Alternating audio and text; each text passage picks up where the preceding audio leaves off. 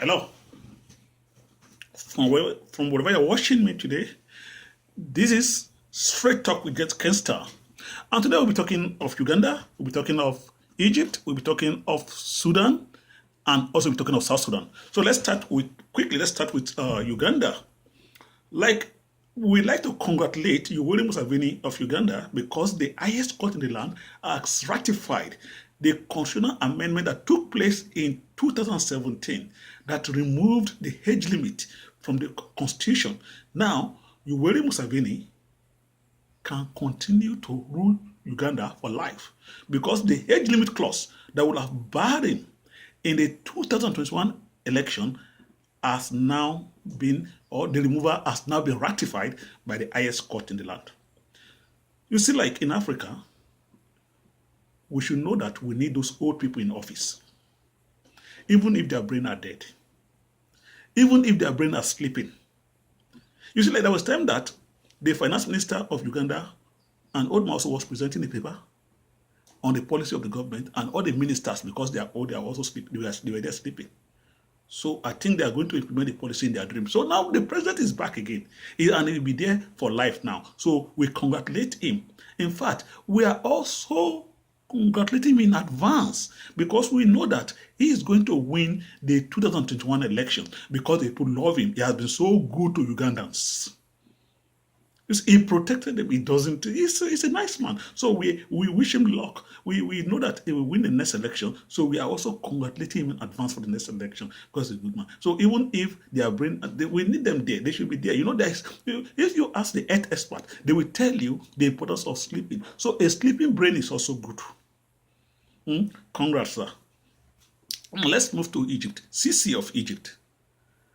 Also, there's a referendum in Egypt whereby they say that the term limit should be removed so that Sisi can continue forever. Now, they voted, the result is not out yet, but we know that the result is going to be yes. Because the Egyptians love Sisi a lot. Sisi has been so good to them. Imagine when they came out that they want Mubarak to go, he made sure that Mubarak goes. He gave them election. The Muslim Brotherhood won. Morsi became the president. Sisi, out of his infinite wisdom, decided that Morsi, that the Egyptians voted for massively, is not good enough for those that vote for him again. Then he decided to remove Sisi for them. Look at how good he is. Then because he was afraid that the Egyptians on the street may attack Sisi, he decided to put Sisi in a protective custody. That means not prison. He just hide him there so they will not attack him. Which prison? He just hiding Sisi so that they will not attack Sisi. Then some people decided to gather in the square and they were busy dancing and clapping for him that he's a good leader.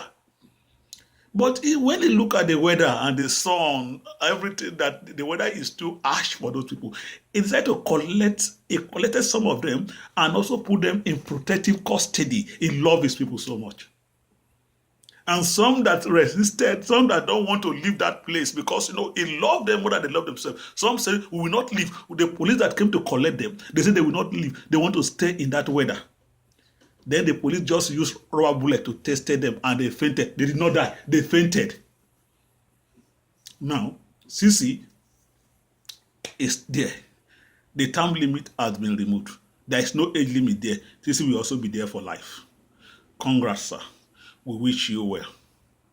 Even the journalists that came to come and look at how good he is treating his people, and they are saying good things about him. And the Egyptians, because they did not hear the news very well, want to attack the journalists. Sisi also collected the journalists and put them in protective custody. He's a very nice man. They love him so much. So in fact, we are also congratulating you in advance for the next election because we know you are going to win. Congrats, sir. Now let's go to Sudan. The people protested. They took the president away, not the military. The people took him away.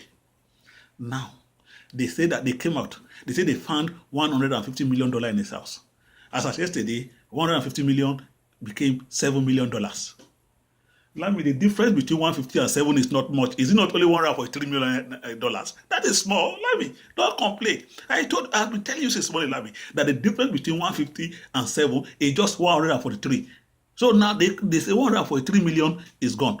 They say what they found is only 7 million. We believe you people. There is no problem. You are starting on a very good note. Congrats also. In South Sudan, there has been war going on there because of only two people, the president and the former vice president, Riek Machar and Salva Kiir. Now, Pope came to town, even went down and kissed their feet in a location that we don't know. Then they said they should make peace because of their people. The mobility rate in South Sudan is the highest in the world when you compare to the population. Mobility rate, that's the number of people that are dying because of disease. And this disease is being caused by war because more than 50% of the population has been displaced. So they are living in an unhealthy environment, cholera and the rest. People are dying. The people that have died because of disease, because of those diseases, is higher than even those that have died because of the war. But back then, they agree now, they say they are going to have peace. So the president, in his wisdom, now asked Riek Machar to come to Juba. And if he comes to Juba, the war will be over. Gaima, you won't kill him. He has tried twice, so he has tried to kill Riek Machar twice when he invited him to Juba. The last time there was a shootout where Riek Machar was lodged and he escaped by whiskers. And now he wants Riek Machar to come to Juba again. He said the war will be over because he thinks that once he comes, you just kill him and the war is over. If you kill Riek Machar, the war will not end because it's left not to continue the war. You people should make genuine peace. Look for a neutral venue, go for genuine peace, and resolve the situation because of your people. I know your own family, they are not in South Sudan. Riek Machar, all his family are in UK, and the UK government is keeping them safe for him there. I wonder what those foreign countries are doing to help Africa. Now, the president also, even if his own family is in South Sudan, they are in a well-secured environment. Other people, children are dying. Disease. When you see the picture, you just can't imagine what is going on in that country. And those two characters refuse to make peace because of their ego. I don't know what I will say. Maybe God is watching. Now, let's finish with the Gambia. In Gambia, we have what we call the color calculation. News is coming now that the blue color, that is the NRP, has given the president a platform to contest the next election in 2021. That means not 2018, 2021.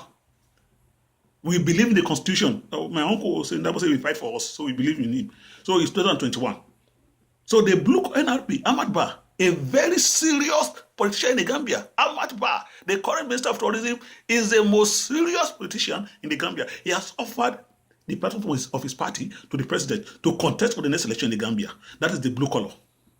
But what Lami is telling, what Lord Lami told me before we came on, before this recording is that it is not only that blue, that even the green, the red, and the present white, all of them will combine with the blue. So we now have a very strong platform for the president. But I've asked my scientists, when they combine green color and blue color and white color and red color, what color are we going to have? We know that tomorrow. My scientists are working on it. We have to mix this color properly and see the color that we have.